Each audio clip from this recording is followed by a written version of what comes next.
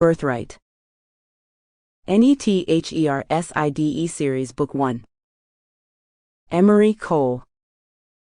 Chapter 1. It is true we shall be monsters, cut off from all the world, but on that account we shall be more attached to one another. Mary Shelley, Frankenstein. London was dark. That was the first thing I noticed about the city when I arrived 1 week ago. The shadows were deeper, larger and hungrier than I'd seen anywhere else. The sun rarely shone on this small corner of the world, inviting the darkness and all its monsters to thrive. In that regard, it was the perfect place for me. I had been roaming the world for a long time, searching for something I couldn't name. Maybe the truth was that I wasn't looking for anything at all. Perhaps I was just killing time. Was that life? Were we all purposeless? Being a loner meant that I had a lot of time to myself to brood, to think far too deeply about foolish nonsense like life and its lack of meaning. I sat in the corner of a crowded pub, the hood of my jacket pulled up over my head.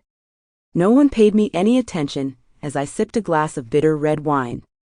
I was dressed up that night, which was out of the ordinary for someone who owned only what she could carry on her back.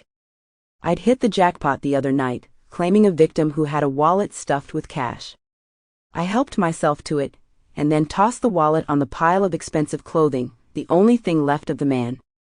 I didn't know his name, but his sacrifice had bought me a new outfit. I usually didn't let myself wear anything this nice. Sheer tights and knee-high boots with clicking heels were impractical for a woman who was always on the move.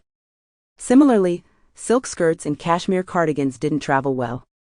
If I got on a flight in this ensemble, it'd be a wrinkled mess before the plane landed. But I wasn't planning on running anytime soon. I was comfortable in London. It was my first time on the other side of the Atlantic. While I'd tasted the grungiest of the big cities back home in the States, Seattle, Chicago and New York among them, London was the place I'd been most comfortable so far. It was easy to be myself here.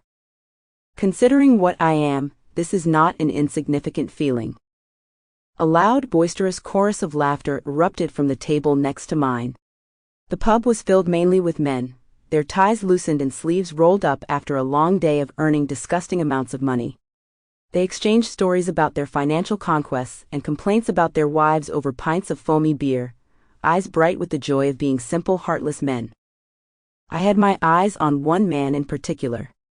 He was tall and lean, his hair slicked back with product and his beard neatly trimmed along his strong jaw. I guessed that he was in his early... Sample complete. Ready to continue?